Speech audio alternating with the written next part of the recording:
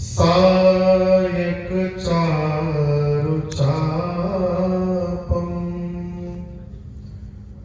नमामि रामं रघुवंशनाथम्।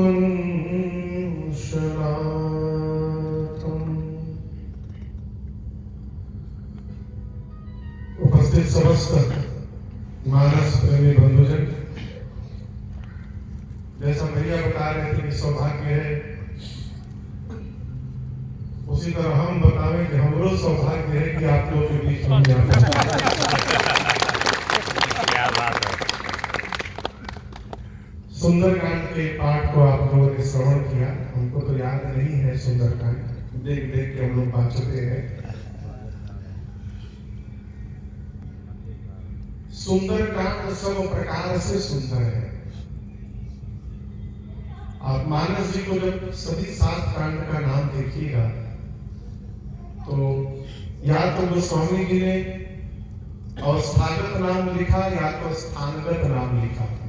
बालकांड अवस्थागत है, अयोध्या कांड स्थान के कारण, अरण्य कांड स्थान अरण्य यानी बलकांड, किष्किंधा जगह का नाम है। सुंदर कांड के बाद लंका कांड और उत्तर कांड मानस का उपसंहार है। कई लोग कहते हैं महाराज जी सुंदर कांड नाम स्थानगत नहीं है ना अवस्थागत है, तो सुंदर अचानक ये सुंदर कांड कैसे आ गया? एक दृष्टिकोण से देखा जाए तो ये भी स्थानगत नाम है। सिंधु तीर एक भूधर हनुमान जी जिस पहाड़ पे चढ़ के टेकअप किए थे लंका के लिए, उस पर्वत का नाम है सुंदरकांड, सुंदर पर्वत। उसी पर्वत पर इस कांड की कथा प्रारंभ होती है और वापस उसी पर्वत के पास इस कांड की कथा समुद्र तट पर पूर्ण होती है। इसलिए गोस्वामी जी ने इस कांड का नाम पहला कारण। दूसरा कारण, इस कांड में सब सुंदर हुआ। कैसे हुआ महाराज? हनुमान जी को माई का दर्शन प्राप्त हुआ। लड़का माई से मिल ले, इससे सुंदर क्या होगा? क्या बात है। तीसरा कारण क्या है? इसी कांड में हनुमान जी को पहले सीता जी ने पुत्र कहा, और जब माई ने डिग्री साइन कर दी, हनुमान जी लौट कर आए तो राम जी ने हनुमान जी को पुत्र कहा। सुनु सुत तो ही ऋण मैं नाही। पहली बार प्रभु ने पुत्र कहा तो राम जी और सीता मैया दोनों ने हनुमान जी को पुत्र कह के संबोधन किया। इसलिए इस कांड का नाम सुंदरकांड।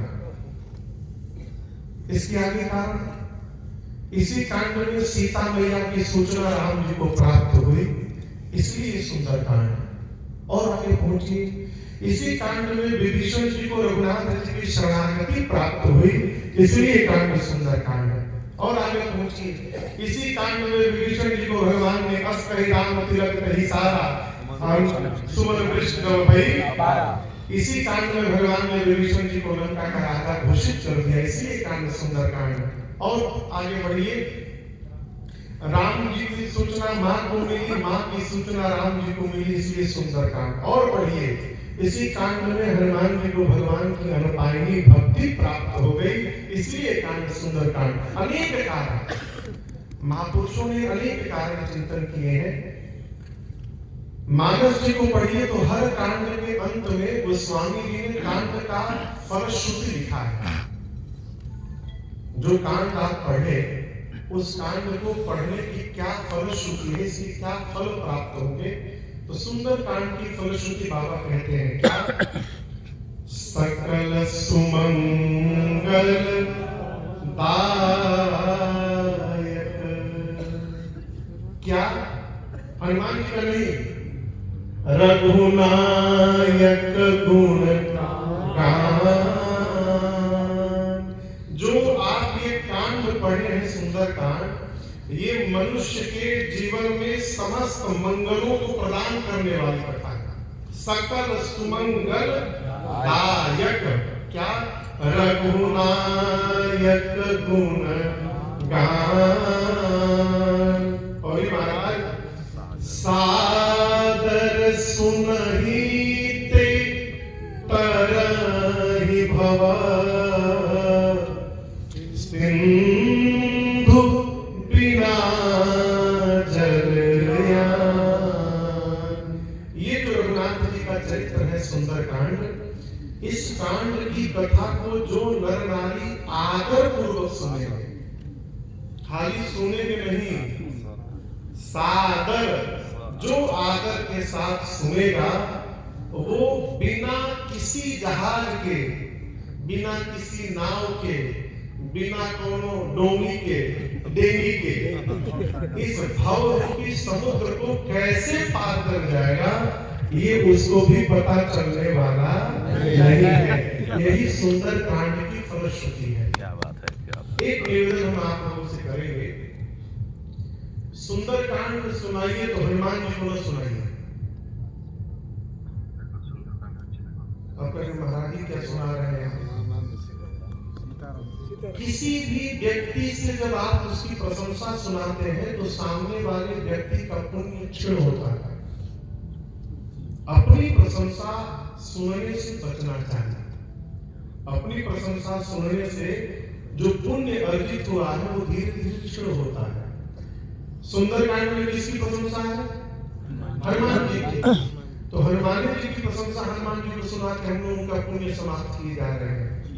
और हनुमान जी सुंदरकांड नहीं सुनते हैं, प्रभु चरित्र सुनिबे को रसिया। हनुमान जी महाराज प्रभु चरित्र सुनना चाहते हैं। प्रभु चरित्र यानी बाल कांड से लेकर उत्तर कांड तक इस क्रम में आप सुंदरकांड सुनाइए, लेकिन अलग से सुंदरकांड हनुमान जी को न सुनाइए। तो किसको सुनाए महाराज? अब इसको प्रैक्टिकल सुनिए। पड़ोसी से आपका 36 का आंकड़ा है, लेकिन आपको पता चला कि आपके पड़ोसिया को, आपको लड़कों को प्राण से अधिक प्रेम कर रहा है। तो जैसे पता चलेगा कि ये हमारा पड़ोसी हमारे बच्चे को प्रेम करता है, तो आप सारा बैर भूल कर और आप भी अपने पड़ोसी को प्रेम करने लगेंगे। क्यों? जो आपके संतान की प्रशंसा करता है आप उससे प्रेम करते हैं। जब हम सीताराम जी को सुंदरकांड सुनाएंगे, हनुमान जी की प्रशंसा सुनाएंगे, तो भगवान कहेंगे हमारा लड़का की प्रशंसा गा रहा है, तो भगवान की कृपा की वर्षा हो जाएगी। मुझे यहाँ पर बड़ा आनंद आया और भगवान के श्री चरणों में यही मंगल प्रार्थना है, अनंत काल तक आपकी मंडली के साथ, आपकी मंडली के द्वारा आपके बाद आपकी आने वाली पीढ़ी इसमें भाग ले। और जब तक सूर्य है, गंगा जी का अविरल धारा है, आपकी मंडली के द्वारा भगवान का इसी प्रकार गुणगान होता रहे। ये मेरी मंगल प्रार्थना है। जय श्री राम। महामंत्र बाबा, महामंत्र जय विधिनाथ।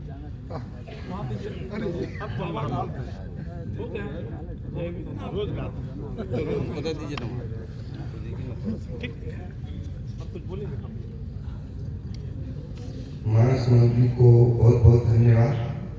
अब आप लोगों को महाराज जी के कर कमलों द्वारा स्वागत किया जाएगा।